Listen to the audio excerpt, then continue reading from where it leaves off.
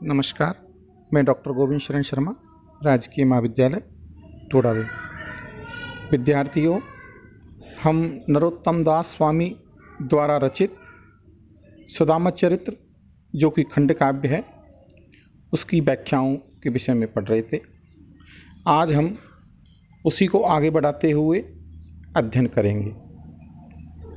कहो द्वारपाल, सुदामा नाम पांडे सुनी, छाड़ी राजकाज ऐसे जी की गति जाने को।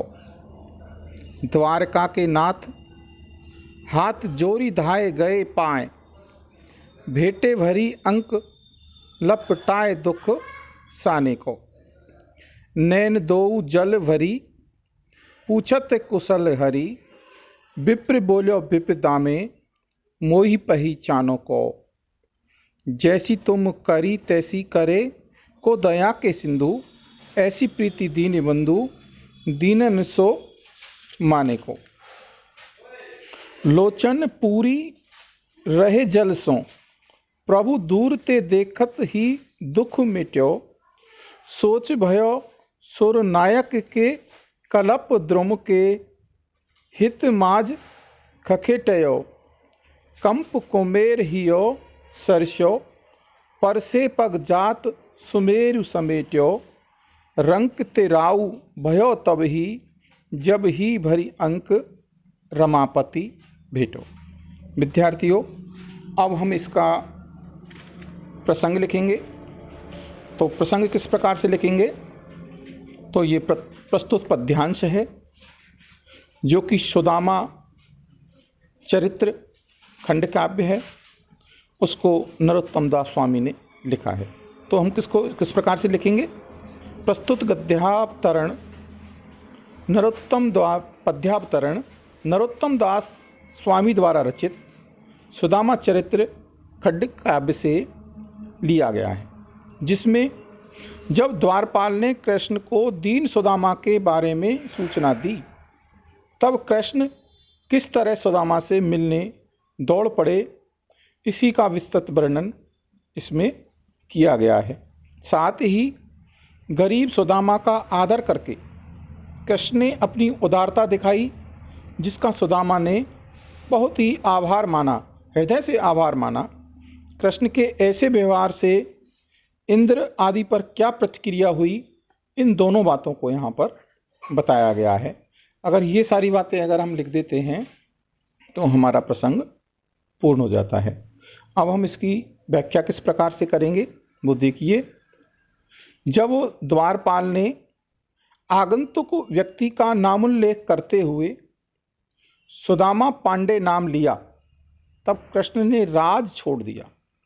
उस समय उनके हृदय की जैसी गति हुई, उसे कौन जान सकता है।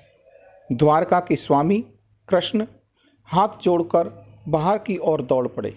यानी मित्र की सूचना पाते ही भगवान कृष्ण व्याकुल विह्वल होकर के और आतुरता के साथ उनके स्वागत के लिए दौड़ पड़े, और शीघ्र ही सुदामा के पास जाकर उन्होंने उनके पैर पकड़ लिए।